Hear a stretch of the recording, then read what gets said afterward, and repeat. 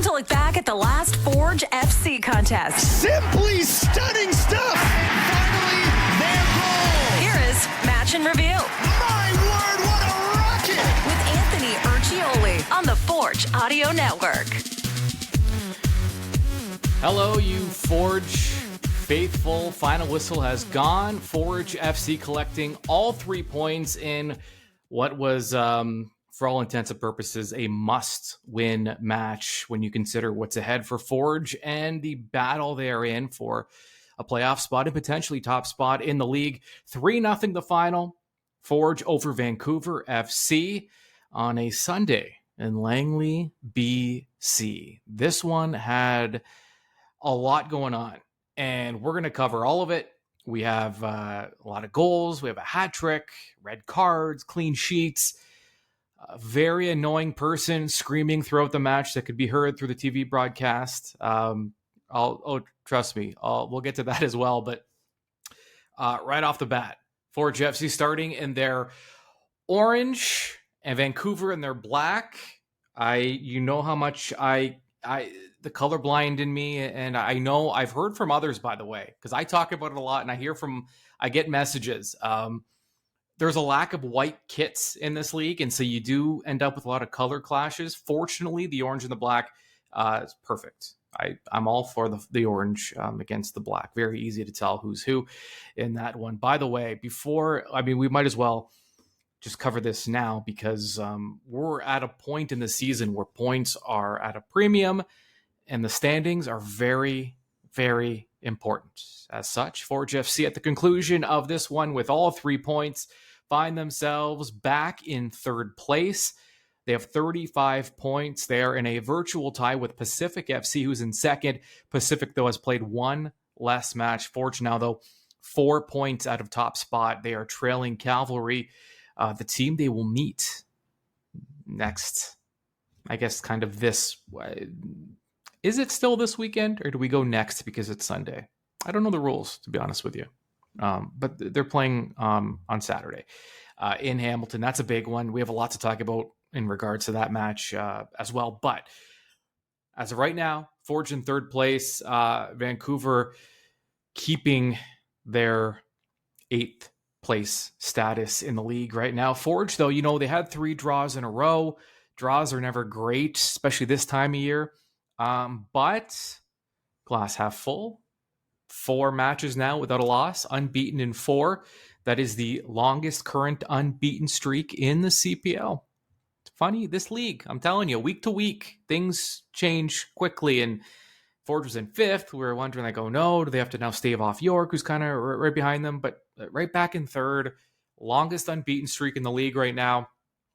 Certainly trending in the right direction and feeling the way they need to feel going into some very, very crucial matches coming up. Okay, let's go to the top here. Vancouver came out with a pair of faces very familiar to Forge fans. Diaz, the former Pacific striker, started at the 9 spot. He was joined up front by former Cavalry forward Kantav, and the impressive youngster Hundal started on the bench. Veteran keeper Calum Irving in goal. David Chouanier not quite ready to return to action. Tristan Borges, though, he's back in the lineup as a sub to start after missing the previous match. We all know how important those 2 guys are to this club, especially as we ramp up for the postseason. I mean, you could go as far to say as those 4 CPL titles don't happen unless those 2 guys are part of this team. We can go back and forth on who was in, who was out in which game or whatever. But the fact is, these 2 guys they're cornerstones of this franchise, and the reason that this city, that Hamilton, has 4 CPL titles in it. So very important to get those 2 guys back in shape, in form, and ready to go as we head down the stretch. Taron Campbell started as the number 9, flanked by Betty Banga and Pacius. Becker, Sissoko, and Ashton Janssen plugged the midfield. Metusala getting the start at center back with Mandrakar James, Poku, and Rama handling those defensive flanks. All right. Anytime you see Pacius listed as a winger in these formations, he's probably not spending a ton of time out wide, playing a natural wing position. That's why Poku was selected as the left back in this contest, because Poku's able to play in a more advanced position as a wing back, so Pasillas could drift into the middle with his club in possession. And Forge essentially played with two strikers in this one, in Pasillas and Campbell, with Poku driving up the left side and filling in as a winger while Forge was in possession. It created this kind of four-man attack supported by Becker as the 10. At minimum, you had 5 forward players in an advanced attacking position, but you also have Sissoko as your workhorse box-to-box guy, making it 6. So Forge clearly looking to lean on Vancouver and to put pressure on that Vancouver back line. Now, you can leave... When you play this way, you, of course, leave yourself open. It leaves you open defensively, especially on the counter. Forge, though, banking on their ability to control and to finish. And, the harsh reality is the expansion side, Vancouver, they don't have the level of quality where you really have to be that worried, to be frank. Again, though, I would say this, all year long, I've talked about it ad nauseum. Forge seems to lack urgency in their matches against Vancouver, and it's happened all year. It's reared its ugly head in the early stages of the season, and it did also in this match. A slow start for Forge, again against Vancouver. Too slow, especially out wide. Listen, the ball, it needs to move quickly. Players need to be active off the ball. There need to be overlaps, especially between the fullbacks and the wingers, for Forge's tactics to be effective. It needs to move with speed, with pace, with decisiveness. And when that's not happening, when players are indecisive and lack urgency, it looks slow and sluggish, and you end up giving up a lot of possession. And when you're playing in these more advanced positions, again, it leaves you open to counters. You cannot, if you are going to decide we're going to play on the front foot, you have to play at a certain level of pace. You cannot let up, because it can be dangerous, and you end up putting a lot of pressure on your back line and putting them in uncomfortable situations. Having said that, Vancouver was right for the picking in this one. I mean, they were leaving huge gaps in their defensive midfield. Sissoko, one of the most criminally underrated players this league has seen, exploited that space a few times in the opening minutes with just that unmatched work rate off the ball that he has. And in the 18th minute, guess what? Sissoko found that gap. He had already found it a few times. This time, he delivers a ball into the area. It was cleared by Vancouver for a corner. The ensuing sequence after the corner, Rama with the ball in his right foot, lobbing a pass into the area just perfectly. Only Pasillas could connect with his head. That put Forge ahead 1-0, and they made it look very easy. Not a lot of resistance from Vancouver in that sequence, and that would be a trend here. Pasillas is 5th of the season, a guy that could really take this Forge attack up another gear, to another level if he gets going more consistently. And of course, in his defense, the reality is this is such a deep roster, especially up front. Minutes are at a premium. He hasn't been playing as many minutes as he did last year, and it's because it's been so competitive, and it's because Terran Campbell is, again, contending for that league lead, that goal-scoring lead. The league's all-time leading goal scorer, again, in the thick of it, in terms of being the leader this year in goals. And so, its minutes are at a premium. And, when you have all that talent at Bobby Smirniotis' disposal, this is just the reality. So you have to make the most of your minutes, and Pasillas, starting off right, gets his first of the match, and he would have a lot more to say before this one was done. And, that goal did ignite something. Forge was able to kind of find another gear after that opening goal. It's interesting when there's players can sense, they can pick up on these things without, it's one of these unspoken things. And maybe it was spoken to, but you can see it just by watching. That goal, that opening goal from Forge, just not a lot of resistance from Vancouver, as I said. And as a player, if you're Forge now, you can sense that. If they're not going to resist it gives you it's entered. I mean, not that they're not going to resist for the rest of the game. I just mean they could have played that goal a lot better, and they did.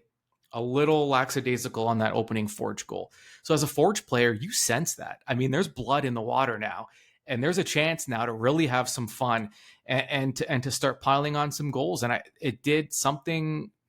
It triggered something in Forge. They looked much better after that opening goal, and they found an extra gear. In fact, so much so, they forced a turnover on Vancouver's ensuing kickoff after the goal, and that led to a scoring opportunity. So the Sharks were smelling blood. And, Forge, the one thing I'll say, though, defensively, Forge could not have been happy with how easily Vancouver entered the attacking side of the pitch. Forge almost looked so focused on the attack at times that it allowed Vancouver to move the ball a little too easily into space. But the other day, Vancouver was not able to do anything with their opportunities. 10 minutes after Forge scored that opener, they added to their lead. The spoils of having both Campbell and Pacius on the field at the same time. Poku delivered an uncontested cross to Terran Campbell. Now keep this in mind. This has happened many times this year from Terran Campbell. Here's a guy in the thick of a scoring race.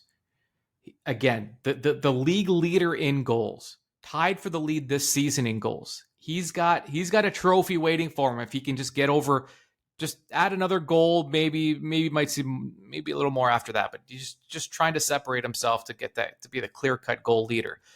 Instead, though, and he's done this before, Campbell, very selfless, team first. This is what Bobby wants from his players. Poku delivered an uncontested cross to Terran Campbell. He could have had a go at goal, but he saw that Pacius was in a better position. So instead of heading the ball toward goal, he headed it down to Pacius' feet. Pacius poked his second of the match, a brace for number 17, just 28 minutes in. And that was another example. Now, it was Campbell's first assist of the season, but there was a moment earlier this year where Campbell could have gotten to a loose ball for an open, but he saw that a teammate had a better opportunity. He acted as a decoy, allowing his teammate, I believe it was Pacius in that case as well, to finish things off. So, I mean, that's Terran Campbell for you, and that's Forge. 2-0 going into half. Forge in control. Surprisingly, though, I will say I double checked. I looked at a couple different sources because I thought it was wrong. But Vancouver, dead last in the league in average possession per match at around, I think it was like 35%. Forge, the league leaders in ball possession. Vancouver had the bulk of the possession in the first half. I mean, by a slim margin at 52%. The only thing I could attribute that to was, Forge, they didn't really have to hang on to the ball much. There was a lot of open space in that attacking third. So I wonder if it was just take what's given to you. If they're going to give you an opportunity to be more direct, I mean, to the point where you don't have to hang on to the ball and try and break a team down defensively, take your direct shots. And this is where possession can be misleading. It's just not always a representation of who the better club is. Forge was just a little more straight ahead in this one because the space was there. And so they took it. And so as a result, they had 48% of the possession in the first half. And in total, Forge lost the possession battle to the best team in the league in terms of average possession per match, gave up possession to the club who has the least amount of possession per match. It's a funny sport. Sometimes we get too much into this. I mean, admittedly, I am a stats guy, but sometimes we get a little too much into it. In that first half, though, Vancouver had 5 attempts, not very threatening, 0 shots on target. Forge, though, 3 attempts, all 3 on target, 2 goals, perfectly efficient, exactly what you're looking for. Overall, a first half you could be happy with if you're Forge FC. When we have these like intimate, we'll call them intimate stadium settings, like we do in the CPL. The crowd's a little more together, a little more onto the field. The TV cameras and the mics are able to pick up things that you don't normally get to hear in a sports broadcast. The entire match, though, you could crystal clearly hear one guy in the stands. To the point, I mean, he may as well have been doing commentary. That's how clear it was at times. He did not stop the entire match. He's one, when you go to a sporting event and there's that one guy, even if you go, sometimes it happens at a movie where it's even more annoying, but they're that one person, they're going to provide commentary the whole game because they think they're funny. But no one's, they think they're funny, but no one's laughing. They're going to shoot their shot. They're going to throw like a million different quips. And if one hits, that's all they want. They just want that one laugh from the crowd. And then it ends up egging them on more. In this one though, and by the way, listen, I don't want to be mean. I don't know the person, but you kind of get a sense, right? Probably someone who has difficulty holding anyone's attention for longer than 3 seconds. And now they have this golden opportunity where they're at a sporting event. They can yell things out loud. No one's going to stop them. And also the people can't leave. So he has an audience that's just like prisoners stuck there now. And this guy used all the time he could, one after another, little quips about the players, about Hamilton, about Forge. It's these. Let me tell you something. This is the person I dread when I'm in any public setting. The person that they want to be the main character, but especially when I'm just sitting. I don't like nonsense. Right? I like watching the game. I like focusing. I'm not a yeller. I mean, if there's a goal, I'll let out a yell, but I'm not yelling things at the ref or the players. I'm not that, and I'm not a fan of that guy. And I will say, in this one though, by the time Forge scored their third goal, not only, and we're going to get a little more into detail, but not only did it kind of put a nail in the coffin of this match and hand a hat trick to Pasillas. Spoiler alert! He completely stopped yelling and talking after that goal, and for that alone, I mean, the hat trick was great. The win was great, but that goal was so much more important just in the fact that it shut that guy up for the remainder of the match. And we are indebted to Rubens Pasillas because of that. And, it was Adam Jenkins and Oliver Platt providing commentary. It's like the dream team. I want to hear them call the match. Anyways, we have a lot to be grateful for. The win, Pasillas, and also single-handedly just keeping that one guy quiet so we could enjoy the match in peace. Now, I will say this. 1 minute into the second half, Forge, they had been torturing Vancouver with their crosses all in that first half. Sure enough, 1 minute into the second half, picking up where they left off, Kwesi Poku makes a run down the left wing, delivers a cross. Taron Campbell gets fouled from behind, winning the penalty. Up stepped Pasillas for the hat trick, and he delivered his third of the match. Forge tripling their lead early in that final frame. That's the second hattie of his career, by the way. Fourth in Forge history. Here's a fact. There have been 7 hat tricks in CPL history. Forge has more than half of those hat tricks. So add another one into the record book, and now it is Pasillas. And I actually wrote in my notes, more importantly, the guy completely shut up after that third goal. So thank you so much, Rubens, for that goal. And the rain may have also played a role, by the way. It started to come down to the second half, which made the timing of that goal all the more critical. You do not want to be playing from behind when the weather starts turning and it just becomes more difficult. So 3-goal lead, rain, you're on the road, time to close this one out. Tristan Henry not called upon much in this one, but in Tristan Henry fashion, when he was called upon, again, it was only a couple times, he was unbelievable. Made difficult reaction saves. In this case, specifically, it was just before the 50-minute mark. just from a few yards out, punched it over the goal. And that's G. That's G. Timely, difficult saves, match in, match out, year in, year out. That's why he's the G GOAT, the greatest goalkeeper of all time in the CPL. 54th minute, Forge makes a sub. Kadeem Kane comes in. Sissoko comes out. What a 54 minutes for Sissoko.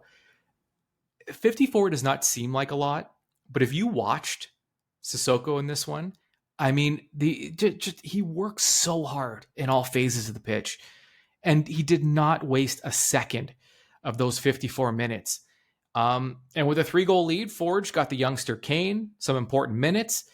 It's good for the player, and it's good for the club, who, remember, and you can look this up at campbell.ca because they do track it, but all clubs need to meet that 2,000-minute threshold with under 21 players.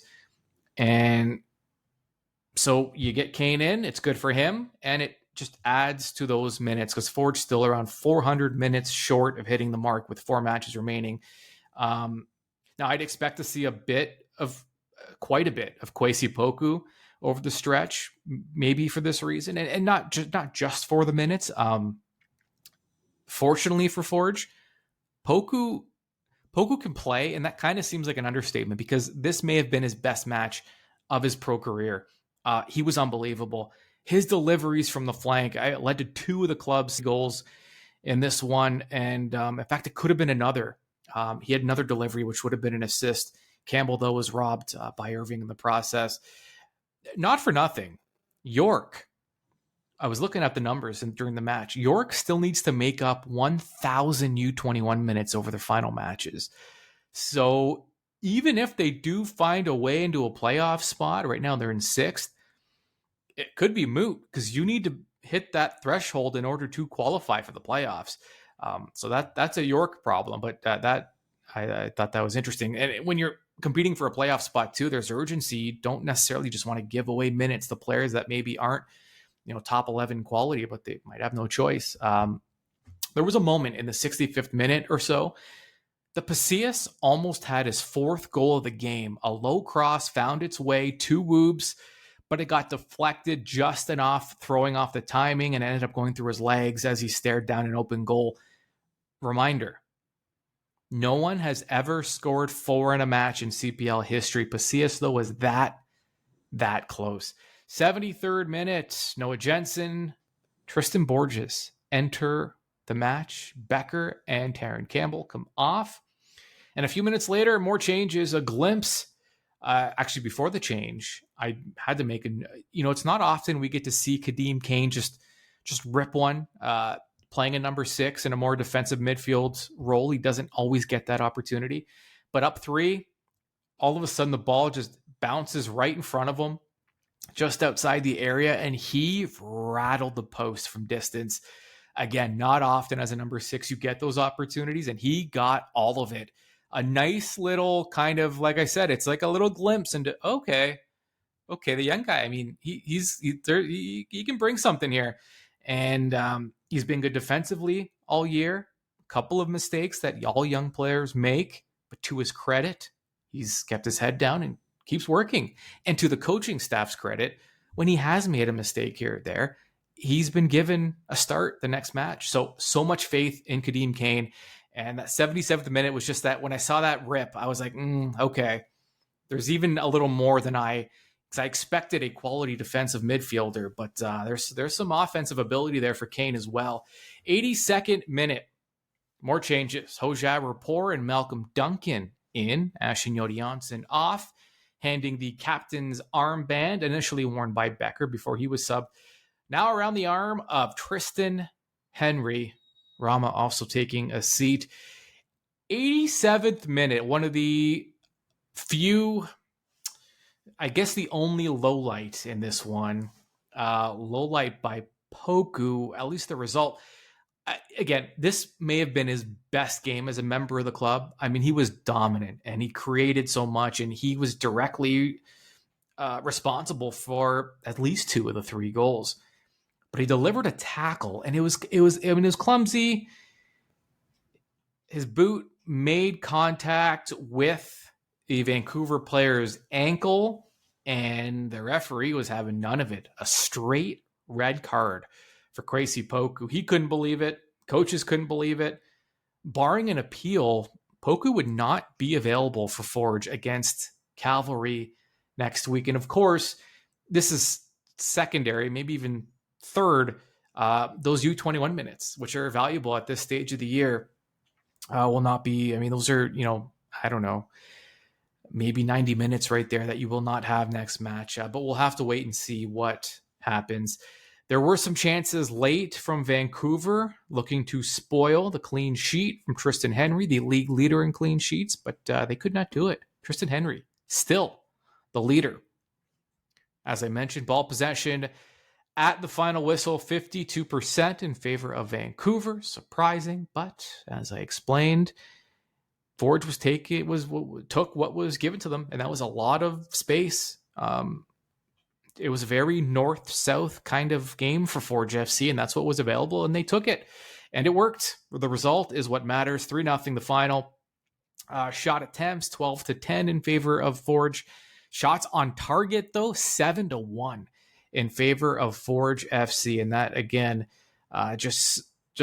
it speaks to Forge. I mean, front foot, I feel like I've said that. It's getting repetitive, but maybe I don't know how other way to explain. It was just... Yeah, I mean, this was a straight ahead effort for Forge FC, and they delivered, and there could have been more. Taron Campbell got robbed from a couple of feet away from the touchline. It was, there was an attempt from Pacias that went through his legs after the deflection. That would have been his fourth of the match. This could have been a 4 or 5-0 game, but 3 is good enough. Forge will take it, and that sets up a crucial meeting on Saturday. Before we get to that, let's revisit those 3 keys to the match. Key number 1 was urgency.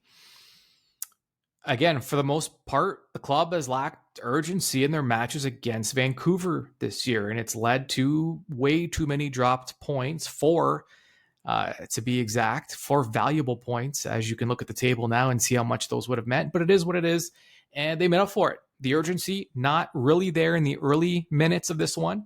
But as soon as that first one went in, the urgency was there. And Forge was on the attack, ready to go. That is a giant check for key number 1. Key number 2, attack the third. Again, it's with the theme of urgency. And the reality was, Vancouver, they give up a lot of chances. They give up a lot of goals. This had to be an area where Forge felt, they didn't feel like they did enough to exploit the open areas against Ottawa last week and finding those gaping pockets that just they weren't able to exploit. So they had to find those areas in this one and exploit them. And boy, did they ever. Again, Sissoko played a huge role in this as well. And they attacked the third all right. They took exactly what Vancouver gave, and that's what you're looking for in your club. That's 2 checks that usually based on what we've seen this year, that's usually good enough for 1 point at minimum. But that third, this key, it was a little more all-encompassing. I really thought, looking ahead, Forge's matches against Cavalry, Pacific, Valor, Halifax, tough matches ahead, especially those next 2. Key number 3 was just launchpad. Treat this one like a final. Treat it like a playoff game. Treat it like it's do or die. Do what you can to get the result you need, because you need to use this one as a launch pad going into that home stretch. And they did it. 3 checks, 3 points. That's usually the way it goes. Speaking of next week, we are 6 days away. Not just 6 days away from Cavalry and Forge at Tim Hortons Field. We're also 6 days away from the Spark Summit, the second annual Forge FC Spark Summit at Tim Hortons Field in Hamilton. The event connecting and inspiring professional women in the sports and entertainment industry. Spark Summit goes from 4 to 7 p.m. on Saturday. Following the panels, there will be an evening of networking and soccer on the club level. So not only do you get the panel, the networking, just a wonderful event. I mean, that itself would be worth it. But on top of that, you get an incredible match between Forge and Cavalry. You have the third place team against the first place team. And even forget the table, even, I mean, two rivals, probably the most intense rivalry in this league. All of those things wrapped into one event, one afternoon into the evening in Hamilton at Tim Hortons Field. The event will be hosted again by CBC and Maple Leaf Sports and Entertainment host Jacqueline Dory, who got her start working for the Hamilton Tiger Cats. The panel will include Megan Cheka, the co-founder and CEO of Stathletes, TSN anchor Lindsay Hamilton, Patrice Whiffen, who founded one of the largest events and multimedia firms in Toronto, specializing in sports and entertainment, Karen Volden, who's the VP of production for Uninterrupted Canada, a division of LeBron James' sports media company, Tiffany Lai, the senior manager of brand and creative design of the Canadian Football League, and Mary Lobson, founder and CEO of Reese Technologies, Inc. Her company's trauma-informed online platform provides an outlet for reporting bullying, abuse, harassment, and discrimination, advocating for change across sectors and industries. Secure your spot by visiting forgefc.ca/Spark Summit. Looking ahead, we know they're playing Calvary this weekend. 8 days after that, they hit the road to Winnipeg, a tough one against Valor FC. 6 days after that, back home hosting Pacific FC, currently the second place team in the CPL. I know we're focused on first place because there's a trophy and an award there. But I forget that for a moment. Forget the trophy. The goal should be to finish top two. Right now, Forge is tied for second. They're giving up a match in hand, but they're playing Pacific. So that match in hand means nothing. Forge is in control of their own destiny. The only thing they cannot control is catching Cavalry.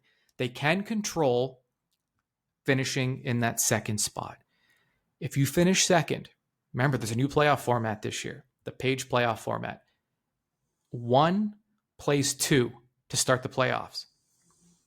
The winner of that goes directly to the final. The loser of that match goes to the semifinal and then has another chance to get to the final. So if you finish in the top 2, you get 2 chances to go to the final, get in the top 2. Forge has a golden opportunity to do so with a home match against Cavalry, home match against Pacific, the team they're chasing. And then they finish the year. It won't be easy. It'll be a road match at Halifax, but who knows what Halifax's situation will be by then, whether they're in, they're out. Actually, right now they're in 5th. So if that match probably will likely be an important match for Halifax as well. But yeah, I mean, listen, the bottom line is these are crucial matches with huge playoff implications. And Forge got the result they wanted against Vancouver. They didn't look past Vancouver because that's always a danger when you have these big matches ahead. And now the focus can be on Cavalry. And if you can get 3 points against Cavalry, boy, does that set you up for your final 3 matches.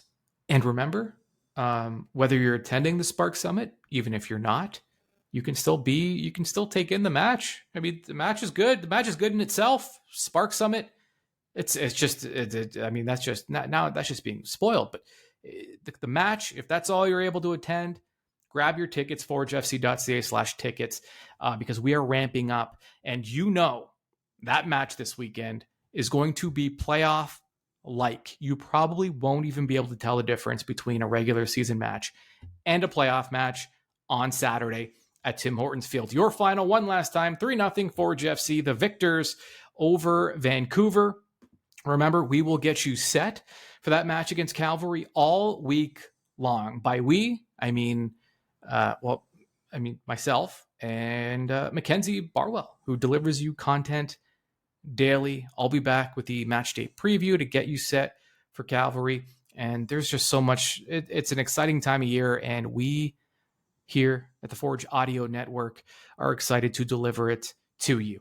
Okay, we'll talk to you very, very soon. This has been Match in Review with Anthony Urciuoli on the Forge Audio Network. For the latest on all things Forge FC, subscribe on Spotify or wherever you get your podcasts.